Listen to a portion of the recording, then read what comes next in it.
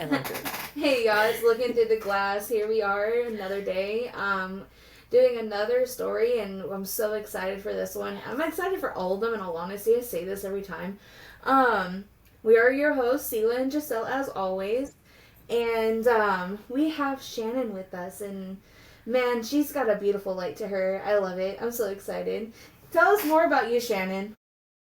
Yes, first I want to just say thank you so much for having me on today and giving me a space to share my story and be seen and heard. A little bit about me. I'm in Texas right now.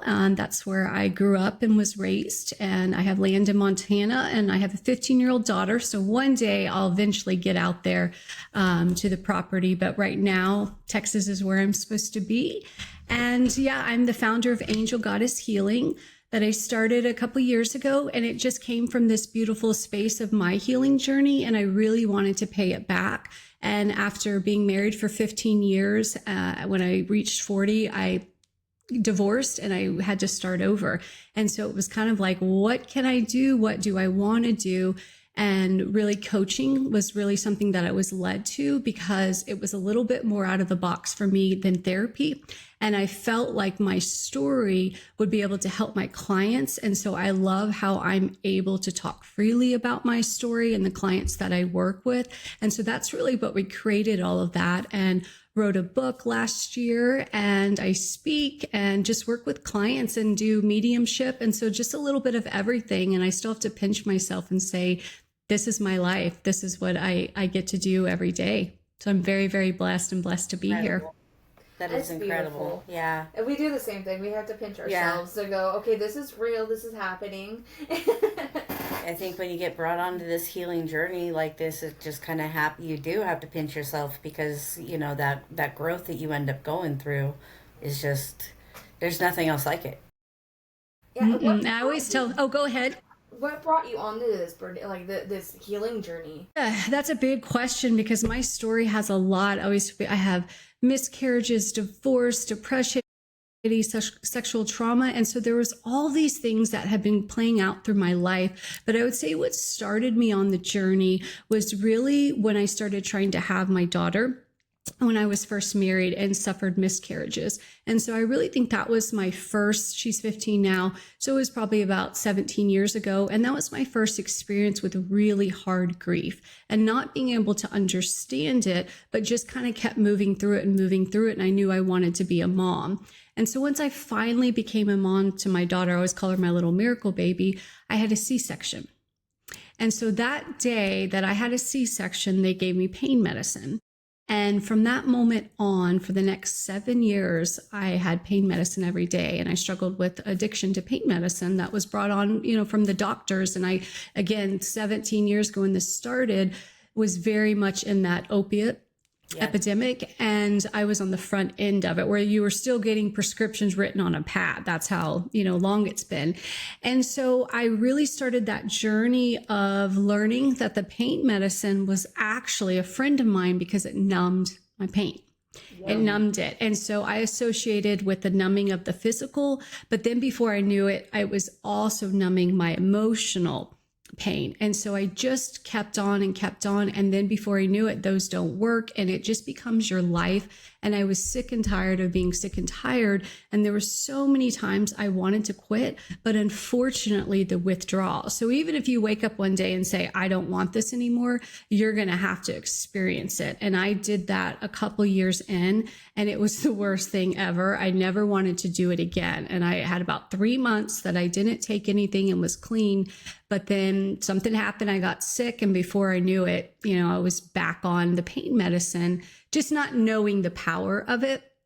And so I would say really from that moment, things just started kind of falling apart in my life. And so once everything blew up, I went to a treatment center and I was just asking my mom everything. My marriage was falling apart. And my mom just said, will you please get help? And I was like, absolutely.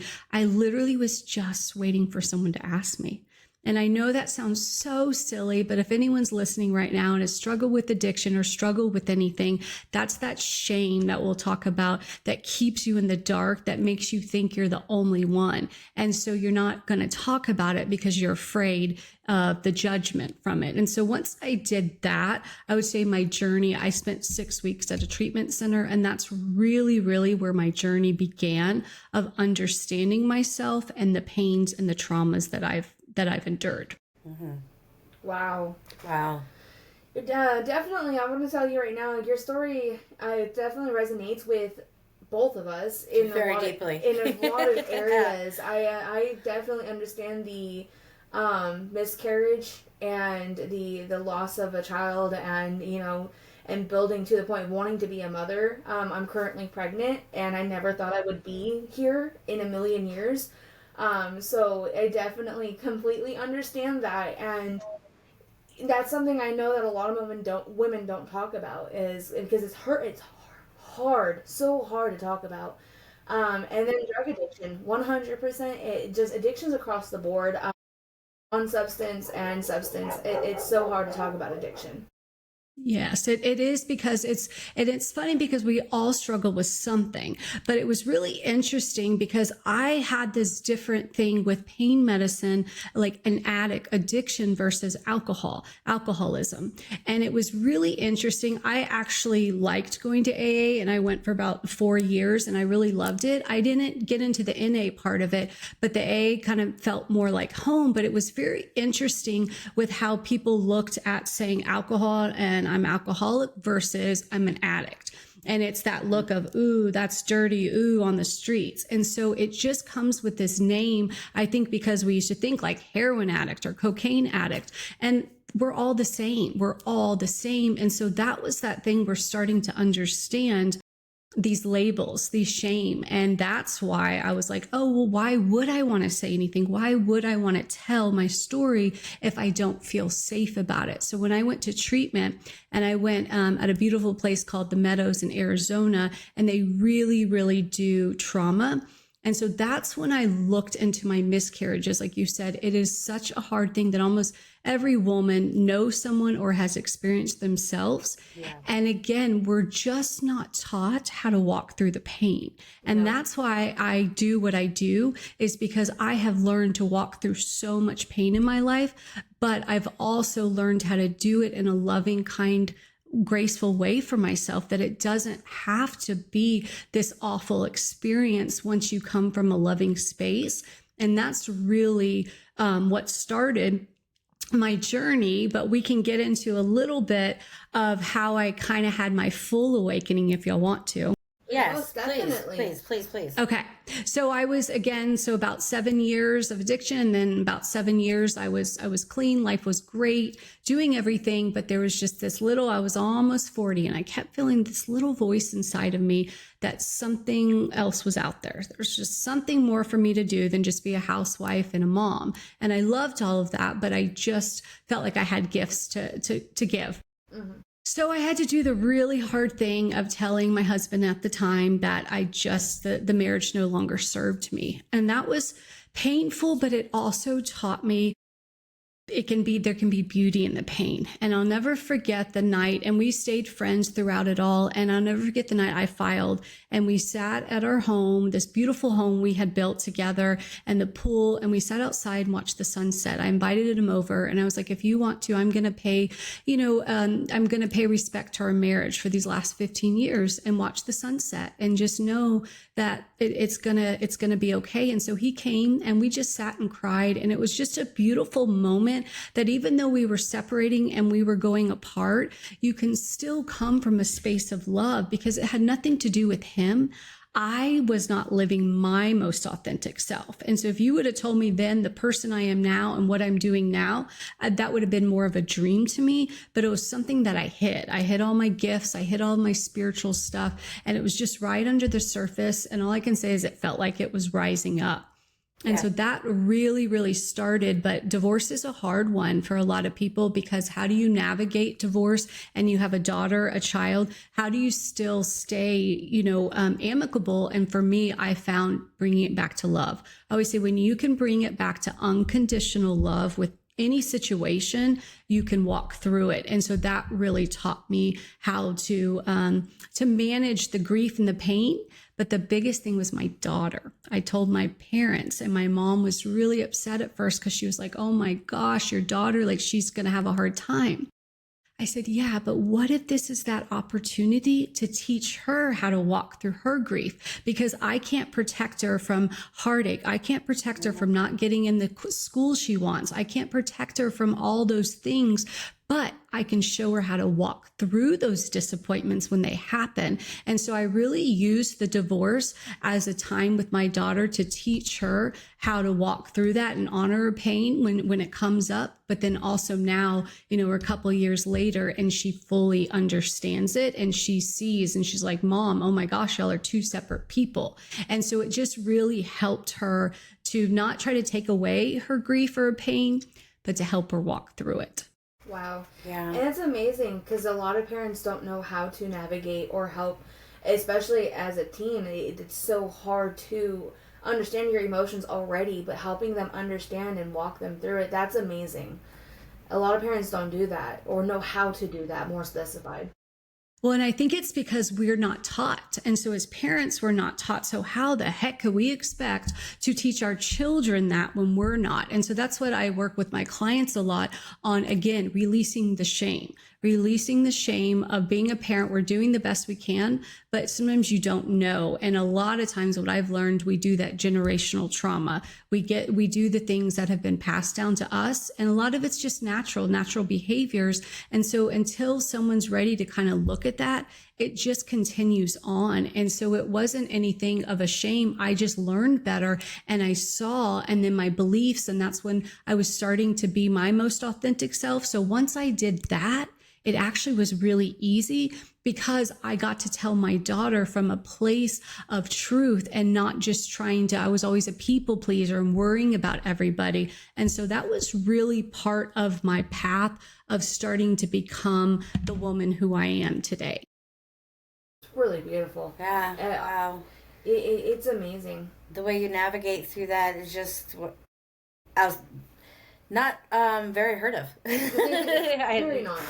Yeah, and it gets even crazier. So that's just like the skim of it. But I will kind of back up a little bit. When I went to treatment, I always had this memory, and it always popped up in my mind, but I never had anything else from it. So we'll go back to that. When I was 4 years old, my parents worked, and I was home with the housekeeper, and my two older sisters were at school. And so one day, this older guy stopped by the house, and I knew when my dad played football on the weekends with him. So family acquaintance, but I wouldn't say like friend. And he asked the housekeeper if he could take me for the day.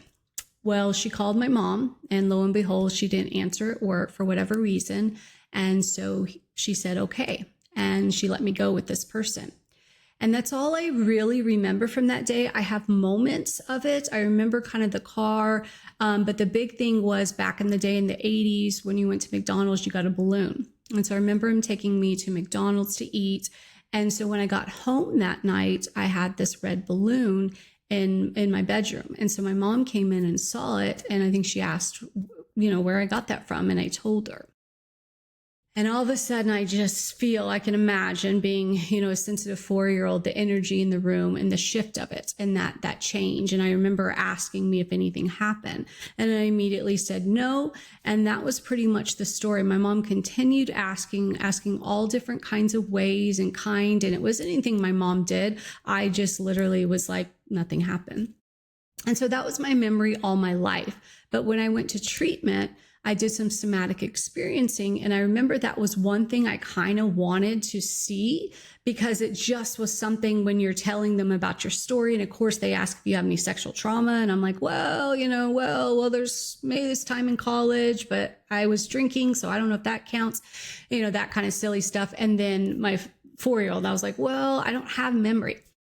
So they worked with me a lot. And I remember trying to go down that road and I just couldn't. And the therapist was like, the body, remembers, but the mind's just not remembering. So I put that, in the back and kept moving on. Well, after I got divorced, and the partner I'm with now, he actually he's a vet, and he had some brain injuries and TBIs. And so he found this place in Mexico off of a podcast called Ambio Life Sciences, where they do big plant medicine, sacred plant medicine. And they had some really profound healing from it. And so he started looking into that, and it's getting super big now, and a lot of famous people. Yes. And Texas is legal. It's a lot of stuff. So I actually went to that place. So he went before me, 6 months before me, and he asked if I wanted to go. And I'm like, nope, I'm good. And I really was about 95% good in my life. But again, there was just that little nagging something, that spirit guide just guiding me where to go. And so when he went, he had such a beautiful experience, but I started having these connections when he was there, and I started getting all these feelings that he was experiencing. And it was like all these synchronicities where I was like, oh, this is crazy that, we didn't talk for a couple of days, and I wrote, and I almost felt the things he was going through. Mm-hmm. So at the end, he asked, I just knew it was such a great experience. I was like, I'm going to go. So I signed up. And so about 6 months later, I went, and I found myself there in Mexico with 4 other women that forever will be in my life. And we went on this incredible journey.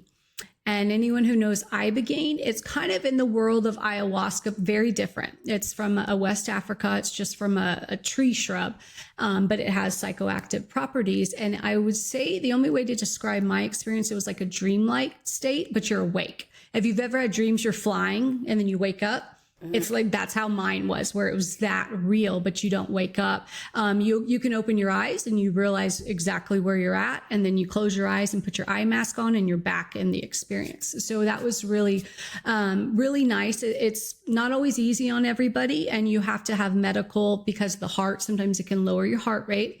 But they did a great job of having a doctor there and nurses, so you felt safe, but then also very spiritual. And they did all the saging and the music, and they really tried to embrace the culture of where this plant medicine came from. So immediately in mine, and that's a whole nother segment of my whole journey, but the gist of it was in the beginning, God came to me, and I felt the essence of him. And he asked me, he was like, are you ready to see?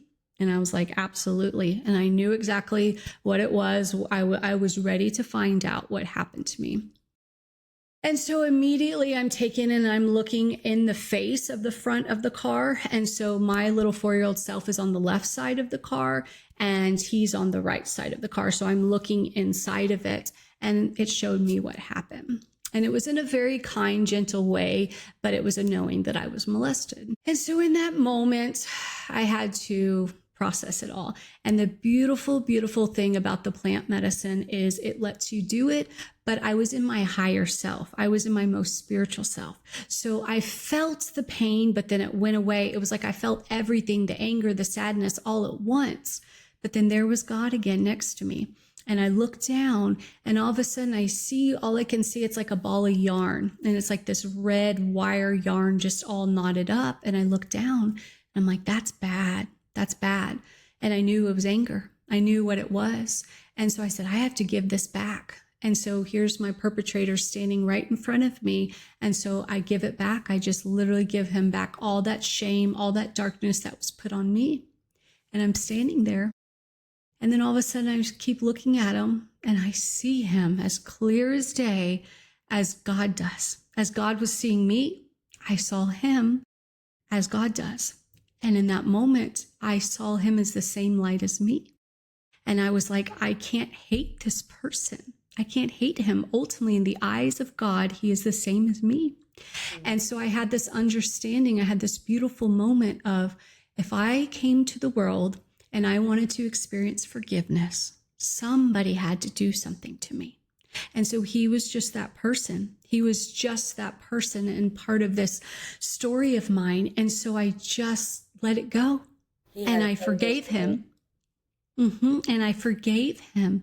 And once I did that, the feeling I got was euphoric. And I understood it. And I was like, this is why we forgive, because I got to experience that moment of, you're not going to hurt me anymore, but I'm also going to send you love. Now there's boundaries and all those things, but in that moment, I was seeing him from my higher self.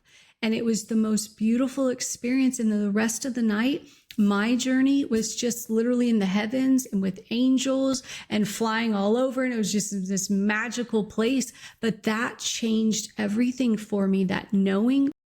But I also had to process, and I understood, oh, the miscarriages, oh, the bladder disease, oh, the endometriosis, the 2 surgeries I had, all these things started adding up.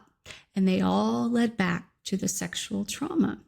And so that's really why, and the book that I wrote, really why that I believe in us starting to talk about these topics is because they're not being talked about and they're not getting healed because of all the shame. And it keeps happening to our children over and over and over. And so many times in families, so many times, it's not this big bad monster, right? It's someone And so I just someone you love most of the time. Yes. And I am just dedicating my life to getting my story out there, that there is ultimately forgiveness. But first we have to start talking about it. And so that's just been a big motivator for me of, once I had my healing, I understood why it happened to me. So now I can go spread the message. And so my life is so beautiful right now that how could I even say it was done to me? Now I say it was done for me, because it taught me one of the greatest lessons that I could ever learn. And that is forgiveness and unconditional love of another, but more importantly, unconditional love of yourself. And I was not that bad stuff that happened to me. And that was a big, profound moment in my life that forever changed me. Wow. I have to say something too. You talk about synchronicities. They always make fun of me because they're all, I'm like, synchronicities. Mm-hmm. She says it all the time. I say it all the time. I have cards that I wrote down over a year ago, and on one of those cards is red balloon. Mm. When you were talking about the McDonald's balloon, I Mm. went red balloon, and I thought of Mm-hmm. that card, and I was like, wow, okay, I'm right where I'm meant to be. That was Yep. that's my little gift is, Yep. that I wrote down on those 3x5 cards over a year ago, red balloon, and I've been waiting for that for some reason. I've been feeling that I need to wait for that red balloon. And then, isn't that crazy? Now, I'm going to tell all of our listeners, if you don't believe in synchronicities, you might want to stop and think again, because they're real. They're real. Nothing happens on accident. Everything is orchestrated. Everything is connected, It's spirit. I always tell people we believe in Wi-Fi so easily, right? Wi-Fi. Our phones connect, we text, we do all these, even the Zoom we're talking to right now. We just Yeah, we're believe all it. We doing don't it through question it. Wi-Fi. All doing it, right? But we question spirit. That is exactly like spirit. You just have to tune in. So when you and I are tuned into that same frequency, that's what happens. Or when you tune into your spirit guides or your loved ones or your angels, that's all my mediumship stuff is Yep. literally just following the synchronicities. And the more you do, the more they'll start coming up. When I wrote down that red balloon was in the process of my awakening. It was right after I quit doing drugs, and it was in the process of my awakening when God had showed himself to me through my own experience. And that was crazy. That one happened in my own bathtub. It was weird. But it was very profound, and most people won't believe it unless somebody's actually experienced it. And it was literally everything had led me to that moment. Everything that I was doing, all the knowledge I was gaining in spirit and everything. And you're the first person that I've met that goes through this, which is great, that is going, no, spirit led me to do this, spirit led me to do that, spirit led me to, but the red balloon, wow, I'm blown away by the red balloon right now. Yeah, it's just a sign to say that. And that's what happens is we all have them. It's just we don't always realize them. And a lot of times with my mediumship, I do clients, and some they will come through messages, and some are barely. It's really on the person of the more you believe. I always say, we're always like, you have to see to believe. I say the opposite. I have to believe to see. That's what I think And so too. that's the thing, that the more you believe it and trust and follow that, like I always get the numbers, the 111, 444, all that, like yesterday they were out of control. And then sometimes they quiet down, right? And so it's that thing of, oh, thank you, or taking that gratitude or that moment. But that's all spirit is trying to guide us, our spirit guides. Life is not supposed to be as difficult as we make it. It's really, really, really not. And so as us humans, it's hard to be human, but I have learned I am a spiritual being having a human experience. And the part of being human is the emotions. That's it. And they're all shades of it, just like the light and the dark. There's all shades in between. And so I don't learn to fight them anymore. We don't fight it. It's like we always try to be like, everything has to be happy. Well, if you're happy all the time, you're not going to understand what happiness means. You have to have discernment. And so it's like the light and the dark. You have to have discernment to understand. And that's why we're here, to understand, experience. So when you start simplifying things, at least for me, it made it a lot easier. Yeah, yeah. With me, number 1221, that one keeps popping up like crazy. Crazy. It's like a mirror. It's like a That's what I was mirror. gonna say. I think it It represents feels like y'all. It feels like y'all because you're 1-2 and 2-1. Like something about the way I'm looking at y'all now on the show. Y'all are right next, which is so cool. Mother daughter. I just want to say that's really really special, and I know I'm going to be doing work with my daughter one day. That's great. We wanted to do it because we both wanted to show that you can heal.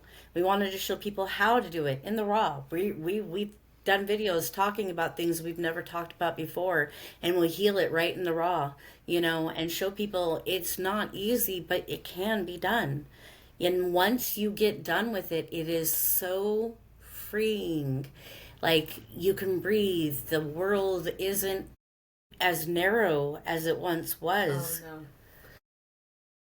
no. What also we opened up was the healing of the child of a drug addict, Mm, and showing the change of, of once of an addict, and how her change, how she's able to see what she's put me through, what I've been through, and how I can accept, and like you said, I can forgive. I have that forgiven forgiveness. her for everything. I Yeah. don't blame her for anything that I've ever faced, that I've ever been through, because why am I going to? What Well, is it had nothing to do with you. That's what I exactly? always tell people. We always take, that's our ego, right? We always make everything about us. Like, So oh, you're personal. doing this, you're doing that. And I always tell my clients, it's like, that's the part where I loved plant medicine. It removed my ego out of it. And so then I could get into the heart space. But the ego, the mind, is where we tell each other, make everything about us. The heart, the unconditional, the connection. So you just went to your heart space with your mom. And when you both come from your heart, literally only magic's going to happen when you're coming from love and you're loving yourself, and you didn't know your mom's pain, right? That's what we always try to say, well, this or that. You don't, no one knows each other's. It's like we're all here. The way I look at it is we're all aspects of God, just having a different experience. So I'm having an aspect of God through my eyes and through your eyes and your eyes, and that's how it works. So we're never going to be able to see exactly through the same. That's that beauty of the difference of everybody, but the connection is we're all having the same experience. It's just kind of mixed up in it. And so what a beautiful story for y'all to be sharing and experiencing that as a mother daughter of that healing in real time. It is real magic. I have to say, it is actually very magical. There's been days where we've walked away from recordings and we've had to take a couple day break, to process everything. But then once it processed, we sat in it, we dealt with it, and it was like, okay, let's go on, And it was just like there wasn't none of the. Whereas before, there was a stagnant behind it. Like I would get stuck. I would get very, Yeah, very stuck. stuck, in these Yep. in these things and in these emotions. Where Hmm. compared to now, it's like, okay, I sat in it. Cool, we're done. All right, Yeah. cool. Yeah, that's all you have to. That's what I tell people. That's all you have to do. Is the only way to get through it is to sit in it and move through it. We get stuck, and that's what trauma does. I literally saw when I was on my journey. I saw what it was, and it looked like green goo to me, but it was trauma just stuck in the body, and that's what happens. And so that's why I work with clients of releasing the trauma. And what I tell them too is, it doesn't have to be painful to release it. It doesn't, you don't have to suffer through it. The more I bring love in my life, the easier it is to let go of those things. And so that's where, again, we can't get rid of pain, but we can choose or not if we're going to suffer or not. And getting stuck to me is the suffering part of it. Yes, Oh yes. agree, agree. It's honestly, it's beautiful when you finally find a way. And you know, everybody's gonna be different on how they work through their trauma. But once you finally start finding that light and seeing the light that there really is, it just it that's all you can see from that point is the light everywhere you look. You can only look at the positives of everything, and you know, something bad happens, you're like, okay, well, it happened for a reason. It's always my go-to. It's like it's going on for a reason. There's a reason why this is happening. I had a horrible morning the other day, and I just sat there and cried for a second, and then I was like, okay, carry on with my day. Yeah, I found that sometimes I do that for me, to ground myself, like to ground myself and into my clients, because I need that. I need those things. And we'll kind of talk about this a little bit, but about 6 months after I had my remembrance and went on my healing journey and everything, my 15-year-old daughter had her own. Oh. Yeah, so now I'm walking my daughter through the exact same thing that I'm walking myself through. And so when you said that about why some things happen, it's like, again, I know why mine did, so I can walk her through hers. And it's very painful. It's been over a year, almost a year of going through all of this. And it's been one of the hardest things, but I would say the most beautiful things, because we're walking it together. But one of the things I tell my clients and speak on is, again, I can't rescue my daughter. I cannot take her pain away. There is nothing I can do to take her pain away. So what you have to do as a parent, that I've learned, is, again, teach them how to walk through their own pain and how she has the power to heal herself. And so that's been beautiful in that moment. But again, that God thing of, I don't know why, I don't know. But then again, I do, because I see y'all. I know my daughter and I are going to be working together. I know she wants to be a therapist, and she has all these things that she wants to do in these books. Now we're reading Body Keeps Score, and she's reading all these books as a 15-year-old. And that's, again, teaching her about her own body. But that's what I've learned, is we're just not talking about sexual trauma or trauma in general, but sexual trauma first. The most. Yes. I'm just tired of it. No one wants to. Yeah, I know. I feel you on that. So I take all my anger and I turn that into purpose. I turn my pain into purpose, because then I can go and at least speak about mine. That's all I can do. And that's what I tell people. Until we realize what the problem is, it's not going to go away. And so I feel like the more we talk about it, that's going to start bringing light. You literally have to bring light to the dark to balance that out. And so it's just hidden in the dark, and it literally happens in the dark. And so the more light we bring to it, and the more we talk about and talk about and talk about it, the less they're going to get away with it. And so I work with clients that unfortunately have dealt with it in their past, or they have children that have, and it's become a big part of my practice. I never would have thought it would, but it's teaching me, again, my story had a bigger reason, and now I can go help people, and then they can pay it forward, and they can pay it forward. And that is my hope with my book and speaking, is just to start talking about the things that go on that no one wants to talk about. It's very much why we started the podcast. That's one of the reasons why I wanted to do a podcast, was because I've had multiple sexual assaults happen to me in my time of life. Which one of yours resonated with me, because I very much suppressed my youngest one. and that one didn't appear to me until I was about 13 and more of a dream like. And then I still didn't tap into it because I did not very much did not want to bring myself to it. And then as my others happened to me, it very much brought more light to that one.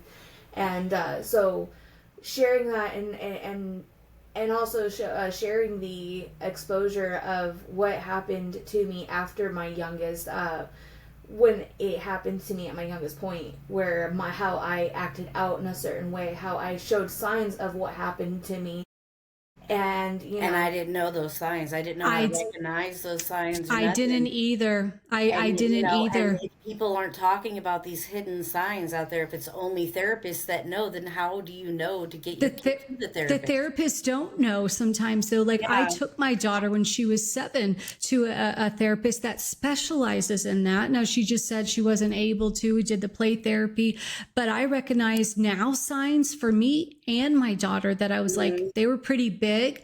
But, and we can get into that because I think people need to hear that. But thank you so much for like sharing that, because you brought up a big important thing about the younger you are, the less likely you're going to have the memories. And people need to understand that, because it is very confusing when you're like, this. And even talking with my daughter now, she's like, oh, this is why this person made me feel this way, because it brought something up in me. Or Mhm. she was starting when she started her period and having to try to use tampons, like as simple as that. That's what brought up all her stuff. And so it's those things of there are signs we're just not talking about. And I don't think all the therapists know, because it's hidden right in front of you. And when it's really young, and if it's a perpetrator that you know, they're usually going to still be involved with them, meaning you think that, oh, they're going to hate that person. That's not how it works. That's not how it works. It's like the children that are abused, and police come to the door and knock on the door, and they're like, are you okay? And they come outside. We're not going to tell your parents. Are you okay? They're like, yep, knowing they're about to go inside and probably get abused. That's how sexual trauma is as well. And people don't understand that because we don't create a safe space to talk about it. That's why we're not talking about it. It's because there's not enough safe space. So thank you for being brave enough. And I'm so proud of you for you starting your healing journey. thank you. I appreciate that. I'm proud of her too. She's amazing. Yeah. What's some signs? Because I know for my daughter, she had tummy aches, a lot of tummy aches, but she threw up at night.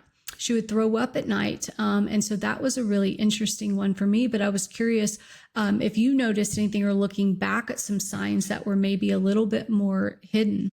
The number one thing was peeing in the closet. And Mm, then saying that she was afraid to use the bathroom.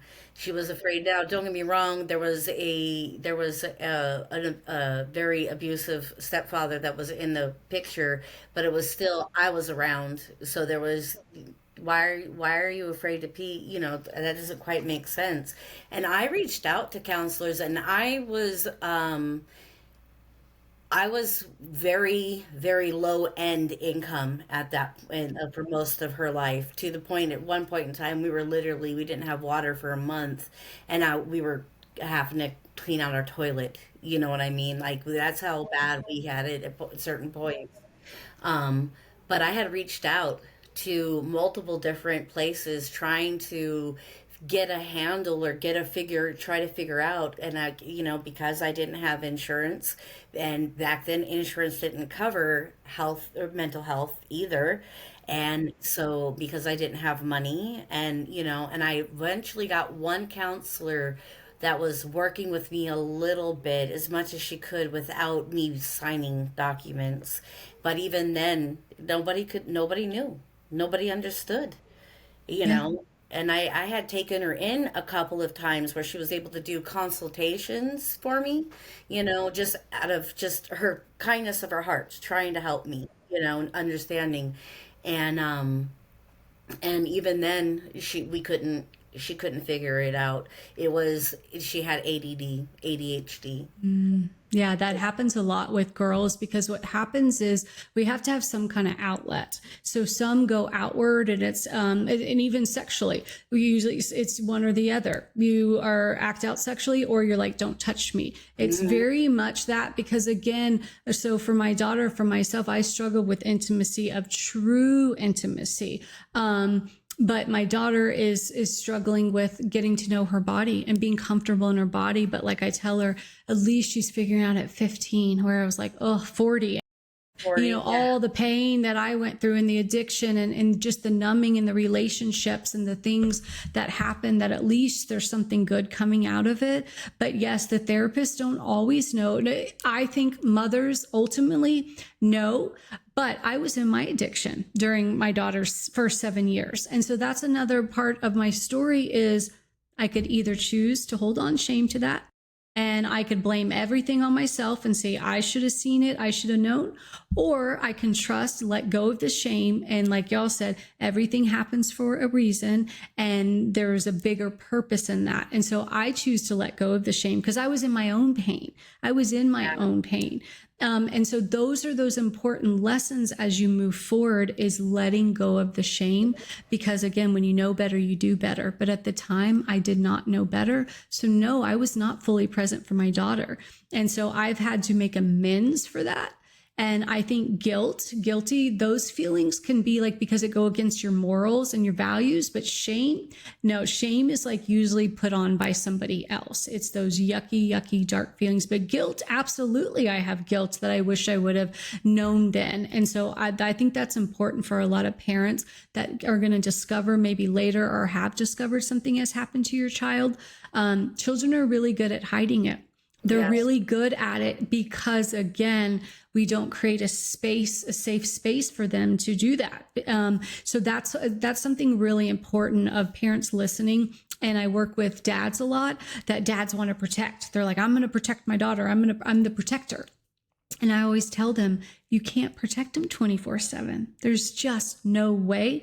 But what you can do is empower their voice. You can empower them. That's how you protect your child. So you create such a space, such an empowerment voice for them that if someone even made them feel funny, they're going to say something. Or like that person, that man that came to the house to get me, I would say, no, I'm not going with you. You're not my dad, right? Those are those things. That's how it gets stopped too, is that we feel confident enough. But unfortunately, we kind of have a society of children they're not seen or heard. The children, you're like, nope, you wouldn't even listen to it. And so that's really where it starts, is I think understanding and paying attention to the behaviors our children are doing are always a reflection of something going on, whether it's in their world or whether they're reflecting what's going on in their family, the household that they live in. But there's always a connection between the two. 100%. And I will just mention that when you said that you feel that it causes us to become very hypersexual, it very much does. At the age of 8 years old, I became very hypersexual, and I mean, I didn't even have a period yet. And now it's completely different for me now. But yes, it very much. Why wouldn't you? Why wouldn't you? In the sense of that's all you knew, especially the younger it happens. It's just like if you grow up with a parent that smokes all the time, right?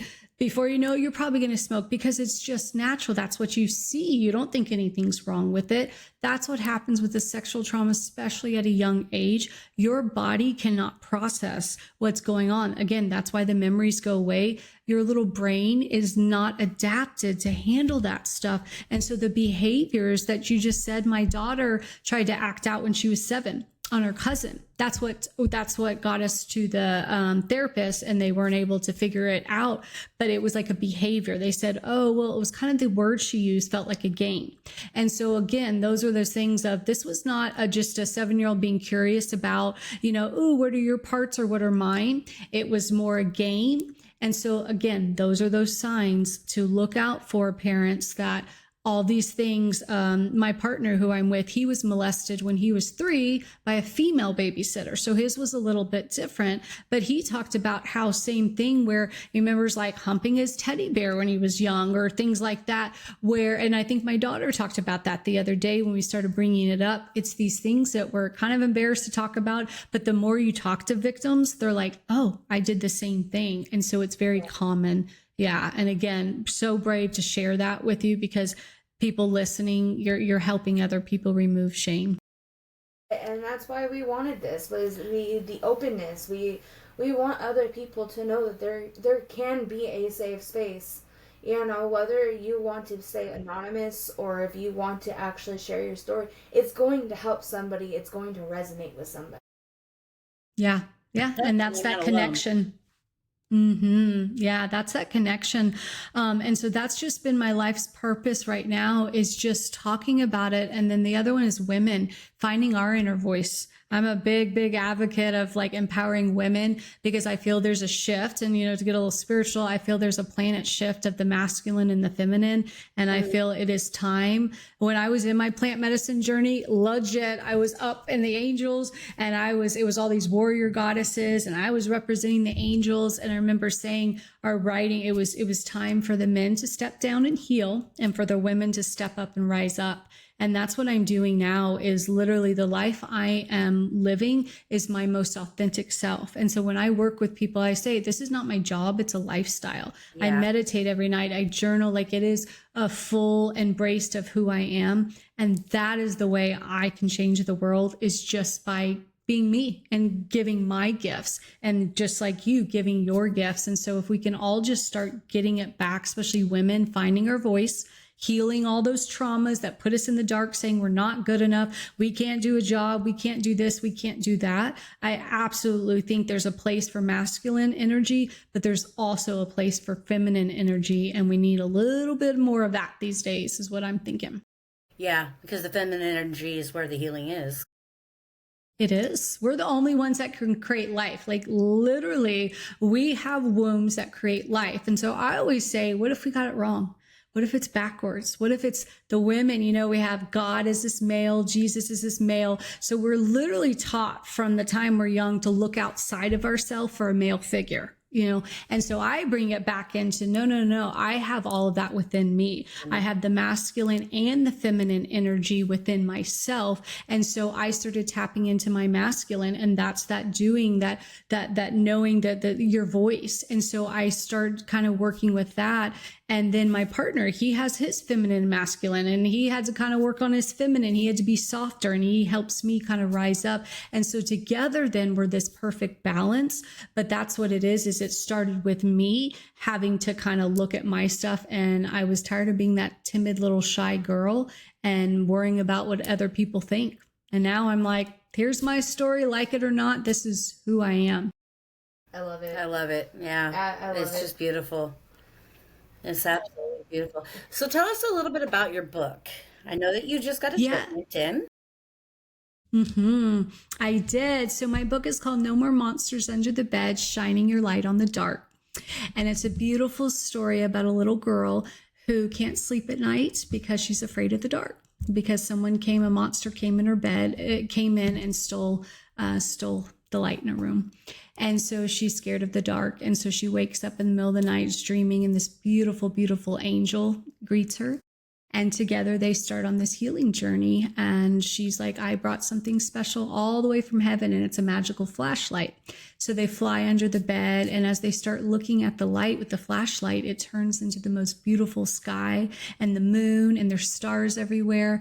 And she's like, why is the moon so bright? And it's like, this is your soul, and all the stars are the pieces of the shattered pieces of your soul. And we're going to collect them all. And so they collect them all and do this beautiful healing journey. And then it turns into this enchanted forest with all these spirit animals that come to her one by one and give her all these sacred gifts. And there are actually 7, which are all the chakras that I do. And then all the characters are all people that have passed away in my life, loved ones that are real close to me. But it's this beautiful journey of remembrance of once you reclaim your light and all your gifts, that she was able to learn that that monster was her greatest teacher of unconditional love. And Spirit just downloaded that book. I think I wrote it in like a night, which is crazy. It took me a while to like piece it and actually do it and all of that, but the actual story was given to me. And so there's 7 animals that come to her, so they're all going to have their own books. And so it's going to be a series that I'm already working on that are like the No More series, NO, like no more anger, no more pain, all these things. And it's going to take children through these journeys of hard topics. And so the next one, the one I'm writing right now, again, story's already been downloaded, is a boy, and it's anger and how he deals with anger, and his dad, and how that fire inside of him and is starting to consume him. And so Jesus helps him figure that out. And so I have all the stories, grief, then the next ones are going to go literally flow after all the children's one or the teenage ones. And they're going to be no more KNOW. So now that we got all the yucky stuff, they want to know more about God. They want to know more about love. And so then it's going to walk all through high school and sex and drugs and all these uncomfortable things that are so hard, but it's in a beautiful, beautiful way. And the artistry is amazing, amazing. And I'll tell you this little story because I know you'll appreciate it. I've always wanted a tattoo. I had a couple small ones, but after my experience, I was ready. I was like, I'm not going to hide who I am anymore. And so I just had Spirit God lead me to this person I found online. And so we go to meet him, and immediately know within myself, I'm like, he doesn't have any tattoos. Like the angels just told me that. So we're talking, and I said, you don't have any tattoos, do you? He's like, nope, not one on my body, which is really crazy for a tattoo artist. And there was something so pure about this person. I just, again, was immediately drawn to him. And so we have this whole journey where he, it took 4 or 5 hours to do this. And I was getting just downloads, and I was writing and writing the whole time. And I text my partner and I said, I found my illustrator. I said, he doesn't know it yet, but he is going to draw for my book. And so I waited to the very end. I knew it. And I waited to the very end. And once he was done, and I told him about my book that I wrote, and I was looking for an artist. And he said, I've never done it, but I'm your person. I will absolutely do it. And so we worked together, and it is the most beautiful illustrations. It makes the book like an art piece. And so it really helps, because it's hard subjects, but you wouldn't know it's sexual trauma. It could be anything. That monster could be your dad yelling at your mom, or fighting, or someone broke into your house. Like, that's the thing. You don't know. It could just be the monster that you're scared of. And so it's really a balance of having these heavy topics, but then children get lost in all these visuals. But then the cool thing is, it's for adults. When you're reading it to your child, you're literally going back to your younger self, which I'm a big, big advocate for inner child work. You're literally doing that. So it is a book for all ages. It's for the person and for the person reading. And I didn't know it at the time, but I just understood it later. I'm like, oh, that's why I'm writing children's books. Because I never thought I'd write children's books. But it's a hybrid one, and it's for all ages. It's like an inner child book, I guess is the best way to describe it. So so that's been my journey now, is just writing and becoming a children's author and sharing the story and the message. But it's helped heal my journey within it, where I'm able to walk my 4-year-old self. And when I look at that book, I'm like, your story mattered. Your story mattered. And it always brings tears to my eyes, because I go back to my 4-year-old self, and I'm like, that pain had a purpose. And that's why I want people to hear that are listening. I promise you, there is some kind of purpose in your pain. And it might take you 40 years. It might take you a lifetime, but there is some kind of purpose in the pain that we go through. I truly believe it. I 100%. Yeah.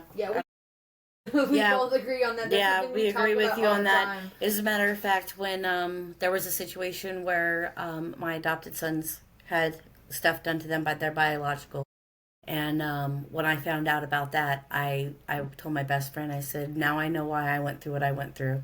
Because if it wasn't for me knowing that the signs, because I went through it myself, it would have never been uncovered.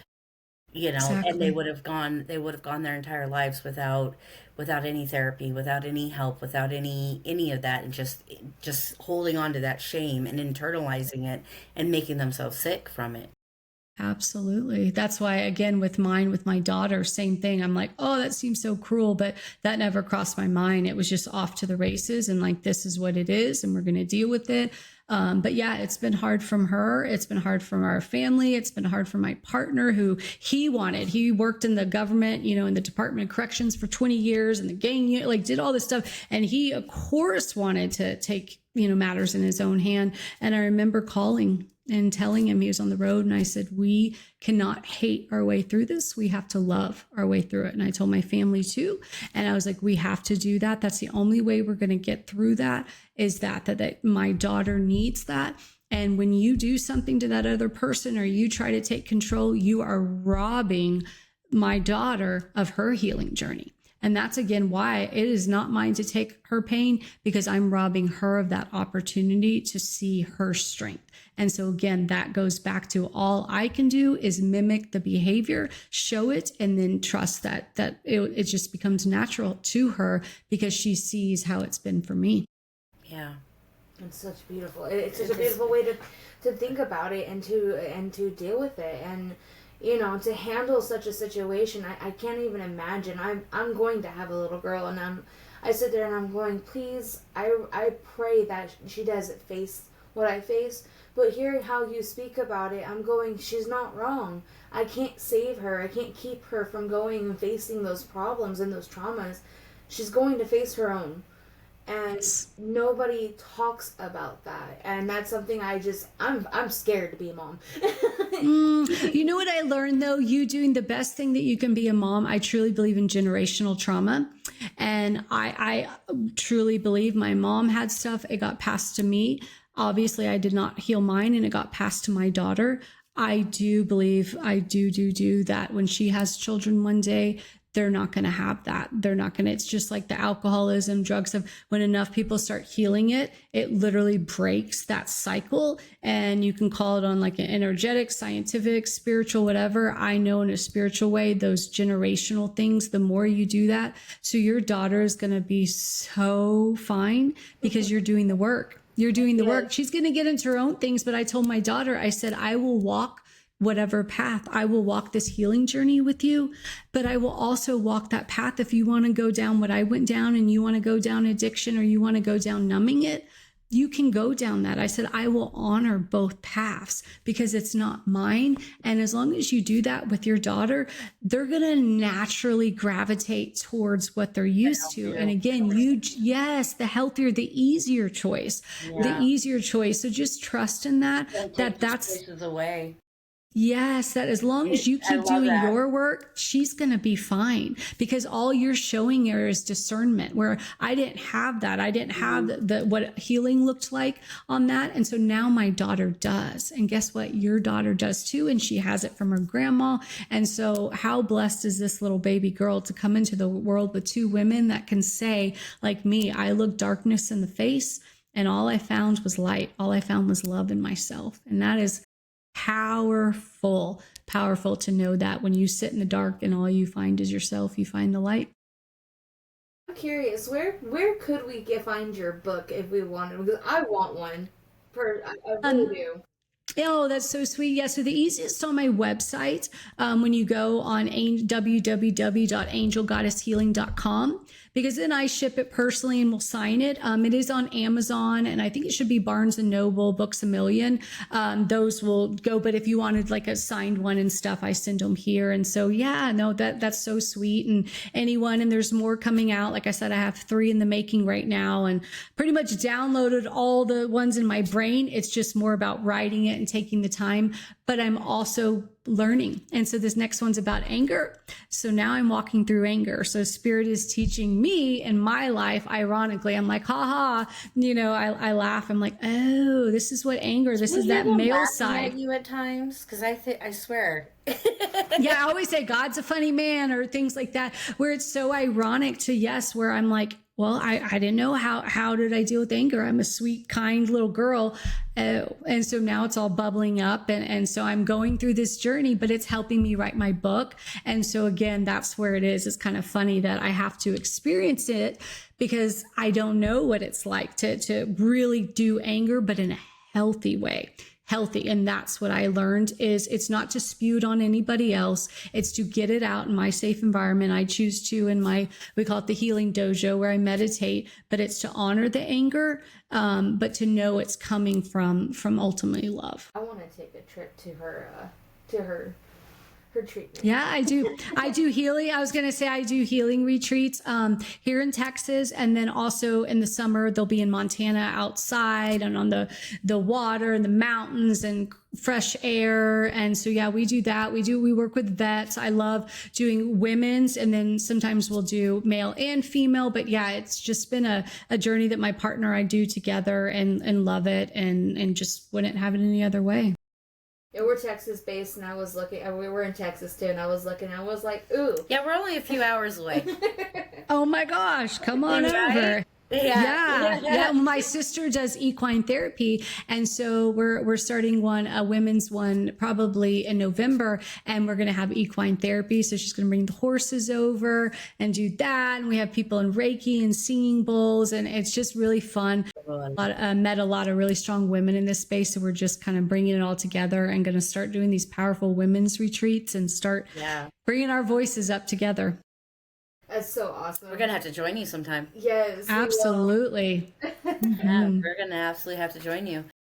We appreciate you coming on. This was just beautiful. I'm kind of in awe right now because your story is just so remarkable, and you yourself, just beautiful soul. You have such a beautiful soul.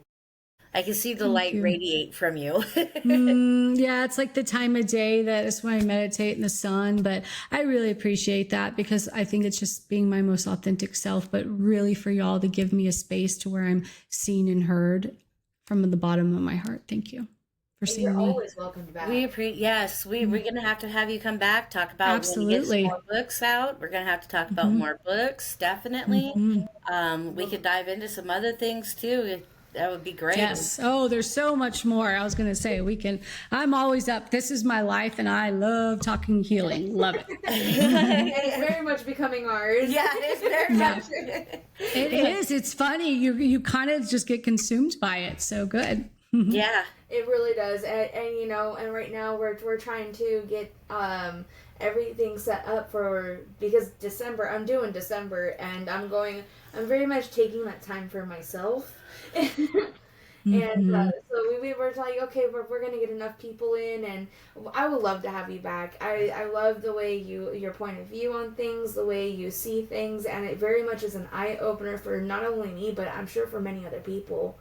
Many of our listeners, especially the love, you're coming from a space of love, and there's just not enough of that, especially when you're a parent of somebody that's been sexually abused or traumatized, and you're just looking at your child as a victim, but you need to look at your child as a human and then see the strength that's inside of them and just help them navigate through that. Yeah, they're not victims, they're survivors. They're survivors. Their stories are powerful. Yeah. That's how I started my healing, was I stopped seeing me as a victim and started seeing myself as a survivor.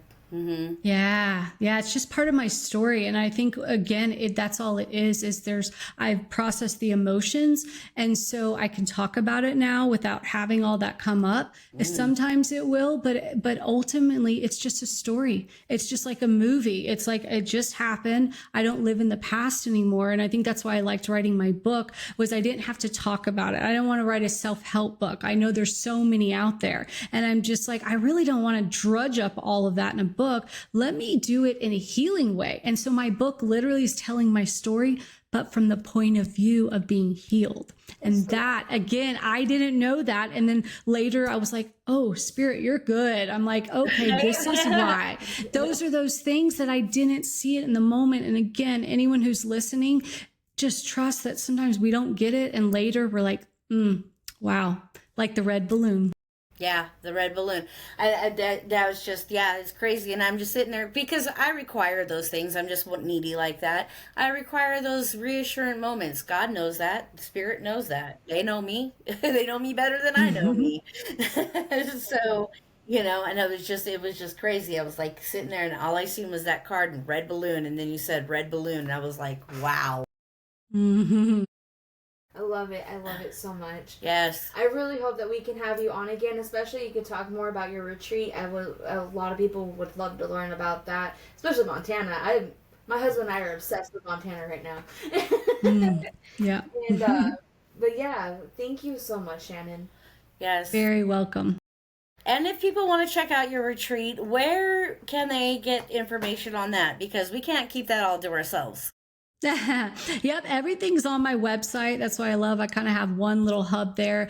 I'm starting to get in social media. I just, I'm such a private. I'm like, it just feels We feels a try little not to be on there too.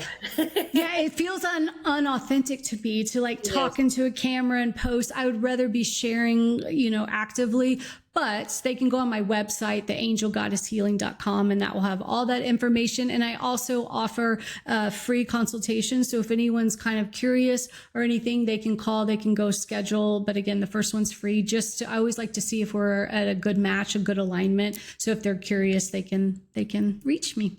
And I'll definitely put your website in on everything so that way they have easier access to it and it's not hard for them to go look it up because I know sometimes I have that pregnancy brain so I have a hard time finding things. But yeah, most definitely. I also want to let our viewers know that they can also find us on TikTok. Yes, we are on that social media. We are there. We do have Facebook as well. I very much lack on that one. And to just listen because I know we have a lot of YouTube viewers. If they want to listen, we will be on Amazon Music. We are on YouTube as just said, and we are on Apple Podcasts and Spotify. So for anybody who wants to listen, have a wonderful walkthrough journey on that. That was beautiful. And if anybody needs help or wants to needs an email, needs to share a story, like we said, you can stay anonymous. You can email us. I have it up on the screen. I'm still learning how to go through all that. And so everybody can have their story shared. We can read it. They can come on. We can schedule something out. We like to be that safe space for everybody. Thank you once again. And yeah. Till next time.